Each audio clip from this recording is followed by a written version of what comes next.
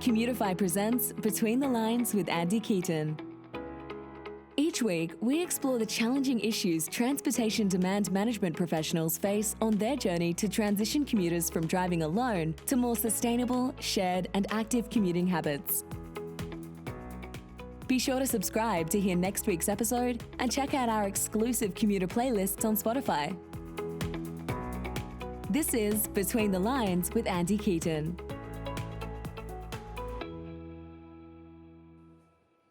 Hi, everyone, and welcome aboard to the Between the Lines podcast.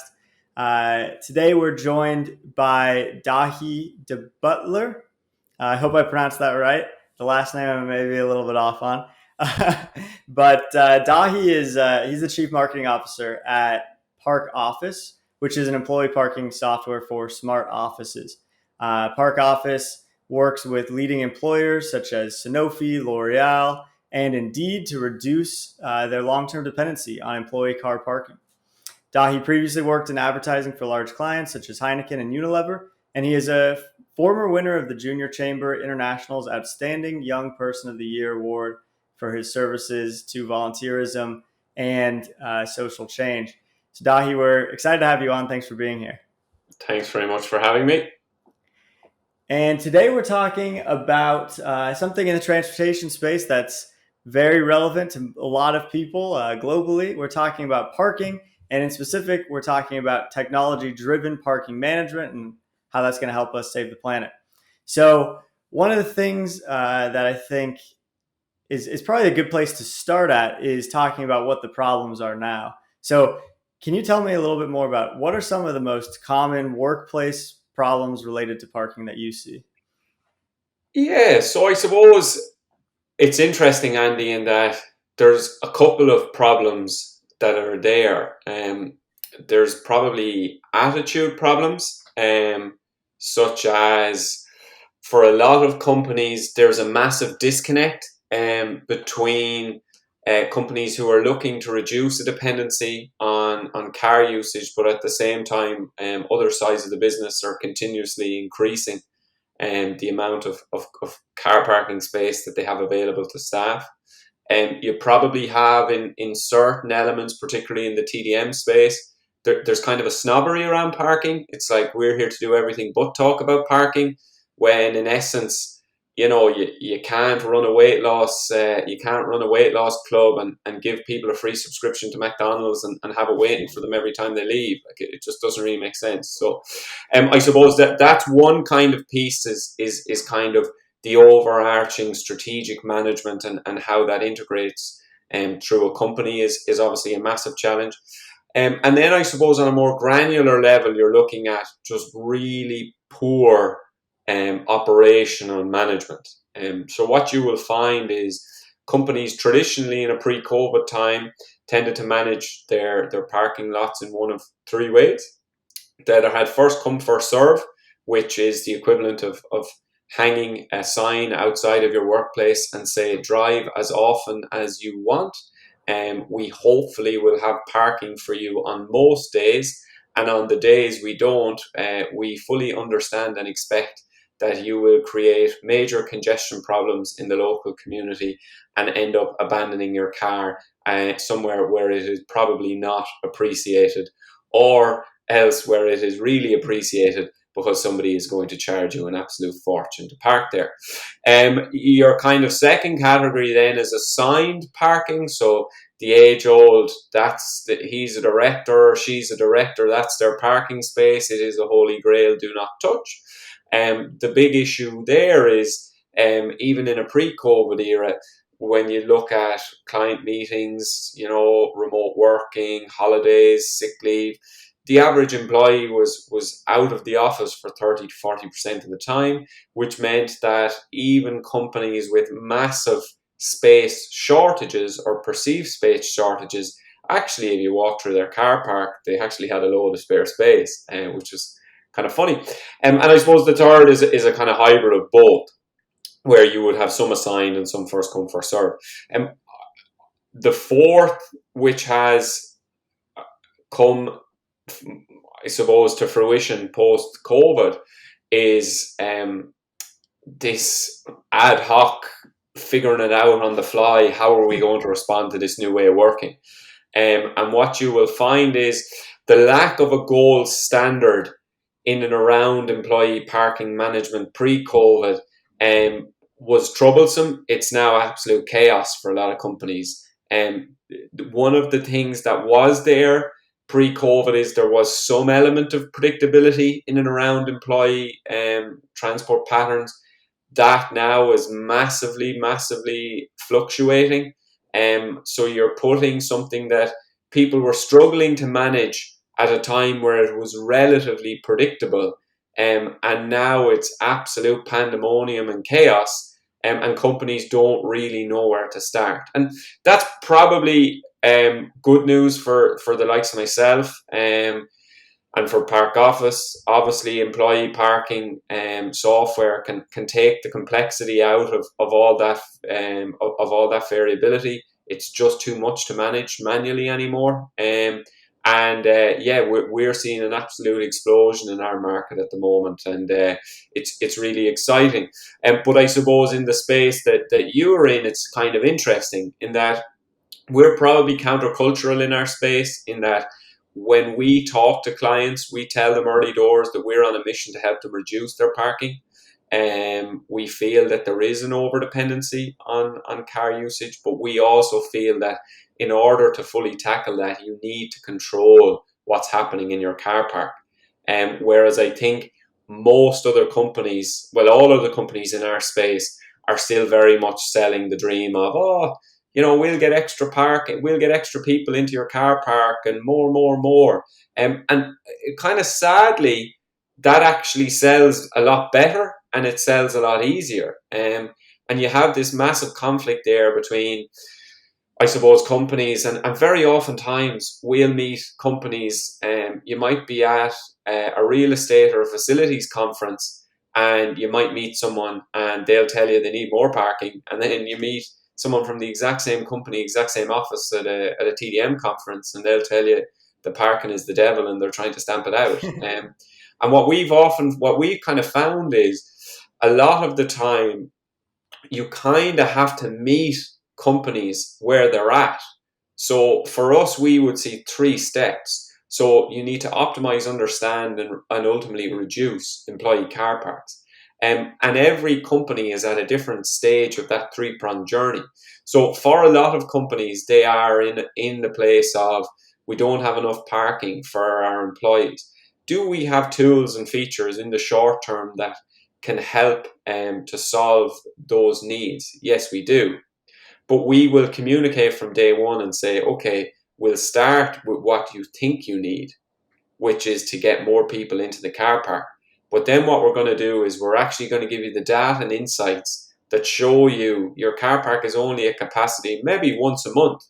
So as opposed to focusing on that one day when it's a massive problem, let's focus on the other 19 and see how we can start to strategically reduce your car park over time.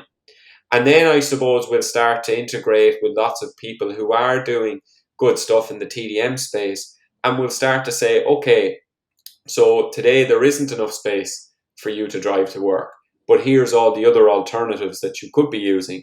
And to give people that really kind of holistic approach and to bring them on that journey, what we found is clients are seeing results that they never thought previously possible, from the kind of transport demand management, where they probably felt a lot of what they were doing was nice, but not getting the impact that they felt that they wanted or needed. And I think as soon as you make TDM parking centric and you realize that if cars are the enemy, you need to start controlling cars. You can't just do a load of nice stuff and hope that it works while your car park remains the Wild West, So that's probably an elongated answer, but yeah. No, I mean, I think that's, you touched on a lot of things. I really like that you bring in the idea of TDM, transportation demand management, into this, is that if the main problem is cars and parking as a, offshoot of that, then we need to be focused on parking and how do we help fix the parking problem. And then if we can fix the parking problem, we can understand the parking problem, then we can shift people over time to other things and reduce the parking. We start there. I think it's a really good idea. It makes a lot of sense. So you mentioned there's I guess 3 or maybe 4 now ways that companies are managing their parking. There's like the ad hoc, which we see a lot. How is a technology-driven kind of approach like ParkOffice offers? How is that? Like, what does that actually look like on a day-to-day basis for commuters, parkers, and for the company? Like, what is actually Yeah, entailed in that? so I suppose we'll start by looking at it from a company perspective. So if you want to effectively and efficiently manage what's happening in an employee car park, you have to focus in on all the different variables that are there, right? So who's driving to work? What are they driving? When are they driving? When are they going to get there? When are they going to leave? Are they going to behave properly? I.e., are they going to park where you want them to park? Are they going to respond correctly to any notices about car park usage being changed due to events or guest parking, so on and so forth? Should they be entitled to park at work every day, or should they only be entitled to park on special occasions, such as if they have to attend an event, or if they really, really need their car for personal reasons? So what you'll find is there's actually a massive amount of variability that goes on in a car park. And what a really good employee parking management software like ParkOffice will do is it will just automate all of those variables in a millisecond.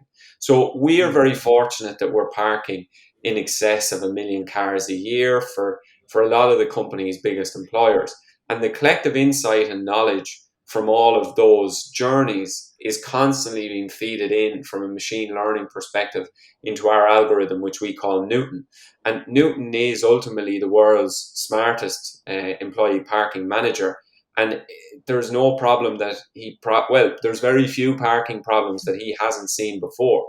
So what it actually means is, from an employer perspective, is they create a digital parking policy, and then they have a parking bot who literally just manages all that like clockwork, right? Now, from an employee perspective, it really, really depends on what your company's parking problem is or was. So, for example, what you'll find in a company who have an assigned, are coming from a tradition of assigned or designated parking spaces, what you might have is you might have senior staff have opt-out parking, which is they are incentivized to basically log on to an app or to respond to an email to say what days they will not be in the office. Other members of staff then are able to apply for parking on days which they really do need it.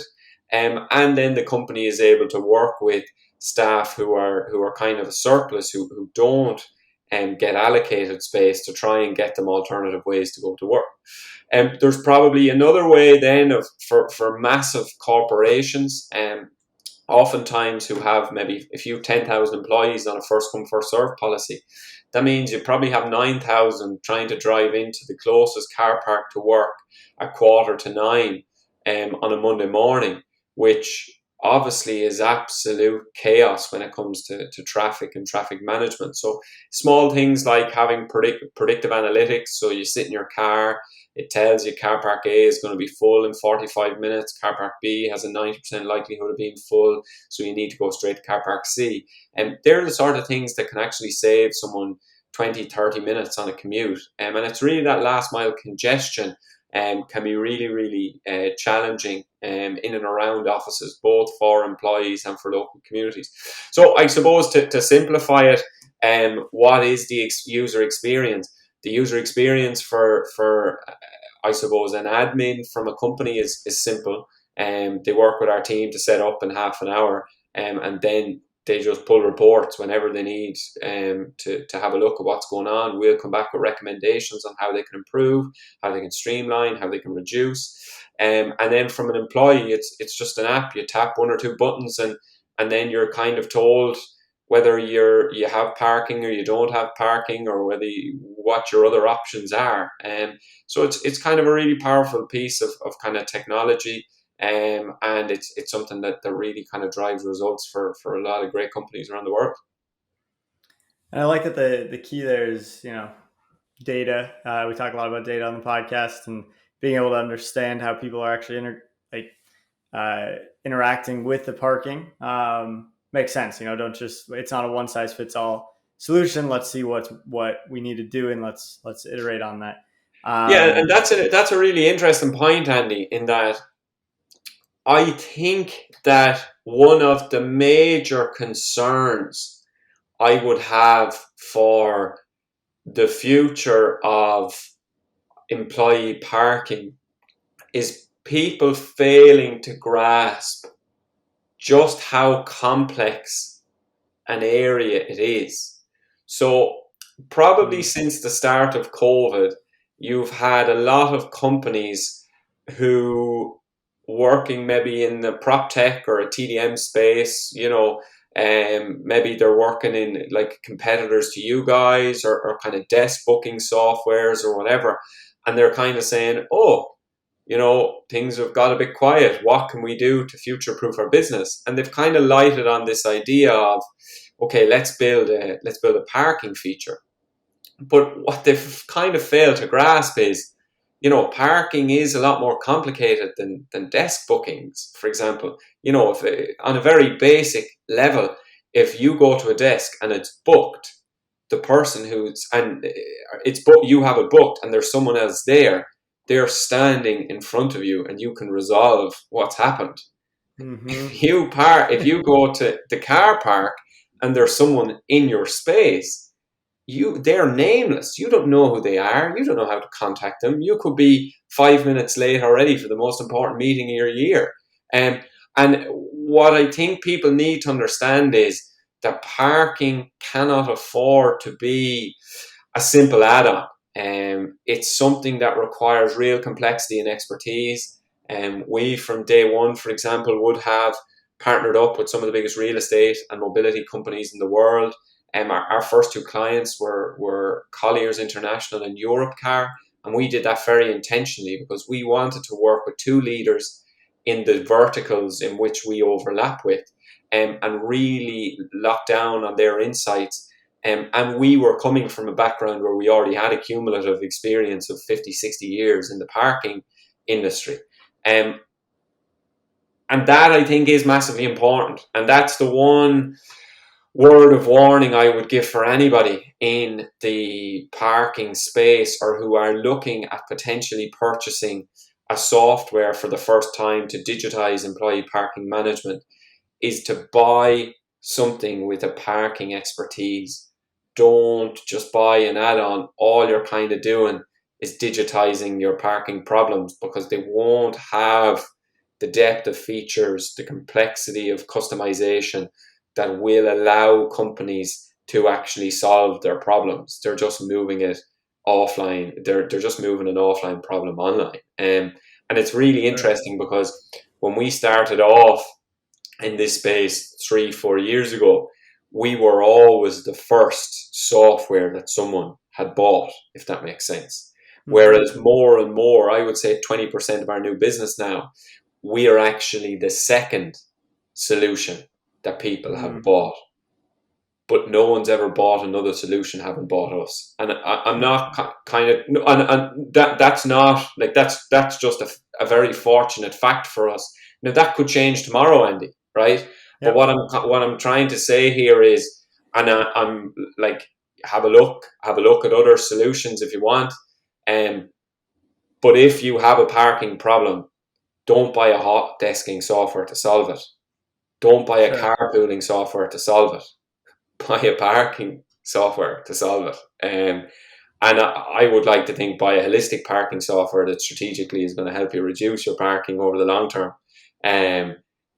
But that's my personal preference, Sure. No, I mean, I think a lot of our listeners and viewers would kind of grasp on there is that I mean, you all at ParkOffice, at least you, Dahi, are obviously pretty aware of the whole transportation ecosystem and the problem, and you've taken this holistic look at parking as one of the, if not the main issue behind our problems in transportation, and being able to actually like understand that and take that from that holistic look, I think it makes a lot of sense. Okay, so you mentioned that there's companies that have used your software successfully. Can you walk us through? Do you have any examples of use cases where this has gone well and what they've done Yeah, to so like go through you mentioned at the top, for example, Sanofi. Now we probably pronounce it different ways on different sides of the Atlantic, but they're one of the world's leading pharma companies. So they rolled us out probably around 12 months ago on 2 sites. At the time, they had big parking problems, but they, within 2 months, had actually reduced. So they thought they didn't have enough parking, but within 2 months, they'd actually reduced their car park size by 100 spaces because Wow. with the data and insights and with that level of control, and I think a lot of this is about control. It's having a flexible control, right? And they just realized, oh, right, okay, we do have a parking problem, but that parking problem only exists once or twice a month when everybody actually comes in. So if we can get visibility ahead of time of who's going to be in and what their preferred mode of transport is going to be, we can then actually communicate with certain members of staff, and we can say, do you know what, you actually only live 2 kilometers away, so there's no space for you today. You can cycle, you can walk, or you can do whatever you need to do. And by doing that, and by, I suppose, taking the heat and the sting out of the problem days, they realized, by and large, we actually don't need all this space out the back. Like with another, Cepsa are a big, they're a Spanish company, and they kind of do a lot of forecourt garages and kind of petrol stations. Sure. I don't know what you call them over in America, but they reduced from 1,200 to 800 spaces within a couple of months. And it's always, and all these people are coming to you saying, our problem is we don't have enough space. And then you're starting working with them and you're saying, no, okay, let's really and they'll say, no, we just want something that's going to give us more space. And then you say, okay, we'll give you what you think you want, and then we'll work with you on what you actually need. And not to say, like, some of the companies I've mentioned there, would come with a very forward-looking approach, and they would say, we want to do something here that is going to tackle our long-term car dependency, and some of the companies like your Sanofis and your Septas are very visionary on it, but a lot of them are just, oh, what do you want? More parking. When do you want it? Now. And then you open the paper and you see their CEO is after signing up for some sustainability goal, and you're just like, lads, this is absolutely nuts. There's just a total disconnect there. But trying to engage with those buyers and to say, it's kind of funny because we have kind of 2 types of buyers. Very often you have the buyers who are, what do we want? More parking. When do we want it? Now. And you have to bring them on a journey. But then you have other buyers who are the total other end of the spectrum, where it's what do you want? And it's anything but parking. How dare you even bring that word into my ear space? Do you not know I'm a champion for climate justice? And you're kind of like, yeah, no, I totally understand. But you can't ignore the elephant in the room. And just because you don't like something doesn't mean you can ignore it. I don't like parking. I was 27 before I learned to drive. I don't think I Yeah. can count on one hand the amount of times I've driven to work. But it doesn't mean that I can't help companies solve that problem. And I think Sure. it's this notion that, the world isn't in the headspace it needs to be around employee parking yet. And we have a role to bring people from different sides of the spectrum and to bring them to a position where they can actually start to make progress on parking. And make no mistake about it, progress on parking very, very quickly reduces car dependency, in ways that you are really going to struggle to unlock from any other TDM tactic. And that does not mean that a lot of the other TDM tactics aren't incredibly worthwhile.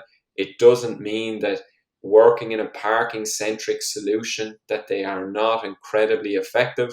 But we all know of big expensive carpooling schemes and bike sharing schemes and van pooling schemes that have been discontinued after a short amount of time, and people are wondering why.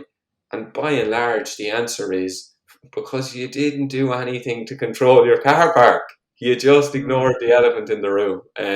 So yeah, I suppose we're trying to make sure that elephant is making a bit of a racket, stamping his hooves a bit, blowing the trunk, and being heard, and that's starting to make a lot of progress for a lot of companies. Yeah, I mean, I think it's a great idea that making parking a TDM solution, right? Let's start at the parking level. Let's actually solve that problem, and then we can get to the other stuff. Then feeds from that. It makes a lot of sense to me. I think it's a revolutionary way to look at it. Talked to a lot of parking people, and I think you were pretty dead on that. That it's usually get more parking. I've talked to a lot of TDM people, and pretty dead on that as well. Let's get rid of all the parking that exists, but there's a middle ground. I really like this. I think it makes a lot of sense. Yeah, and I think it's kind of like if you go to a physical therapist. Let's say you play a sport. If you've a hamstring tear, like that's probably not because there's something wrong with your hamstring. It's probably because your hips aren't strong enough, or maybe your core isn't strong enough. And a bad physical therapist will just give you a load of hamstring rehab things to do, whereas a good one will actually identify what the issue is and will actually treat the cause as opposed to the symptom. And I think for TDM, it's to get into that headspace of, okay, how can we treat the causes as opposed to the symptoms? And there's some causes that we can't do a massive amount about in the short term. Like you can't magic improve public transport overnight. Unfortunately, it just can't happen. So what are the other big causes that we can really start to put a measure of control over? And yeah, look, it's a really exciting place to be. I think slowly but surely people are waking up and they're realizing that, okay, there has to be a better way of doing things. And we are one of the fortunate businesses that COVID has been very good for. And that increased flexibility has got a lot of people who previously had been on the fence, and they're now well and truly off it, and they realize they can't manage that degree of complexity manually anymore. And WhatsApp just wasn't built for it. Slack wasn't built for it. Excel wasn't built for it. And that they need something that's just a lot more powerful. So it's no, look, and we're more than happy to have a chat with anyone. There's some companies that maybe we're not the best solution in the world for, and I'd be more than happy to tell you that as well. Like, we're just here to help companies get people to drive less people to work. And yeah, sometimes in order to sell that to businesses, they need to get more people for the first 6 months, before they realize actually they don't need more people, they need less people. And it's about meeting people where they are at on the journey and bringing them on that journey.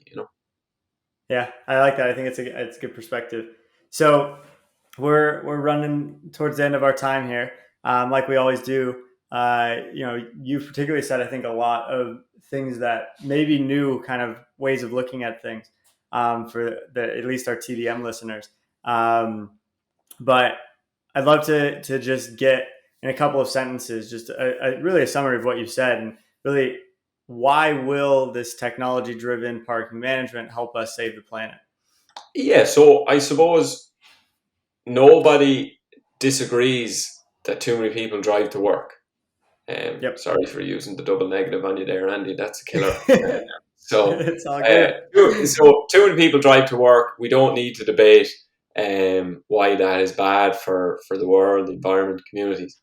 But how to actually tackle that issue, I think, needs massive reflection. And what we're saying is start with your car park, start controlling what's going on in your car park, start integrating what's going on with your car park with all the other active travel and public transport, and really make the control of your car park a hub for driving people to engage with other ways of getting to work. And I think that ultimately that has massive potential to really shift the dial for companies and how their staff are getting to and from work every day.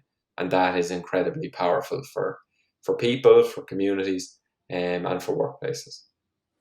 Yeah, I love it. I mean, this has been a great conversation. I think a lot of people listening, this is a new way of thinking about it. Let's really focus on the parking as a real TDM solution. There's things we can do here.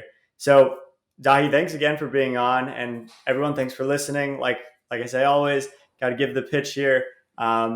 If you haven't yet, make sure you go and subscribe to our podcast wherever you listen to it. And watch the video as well. It's on YouTube. Give us a like, a follow, a rating wherever you're listening and watching. And we also are sending out weekly newsletters with information about each episode. Learn more about what's going on. Dive deeper into the companies that are on the podcast.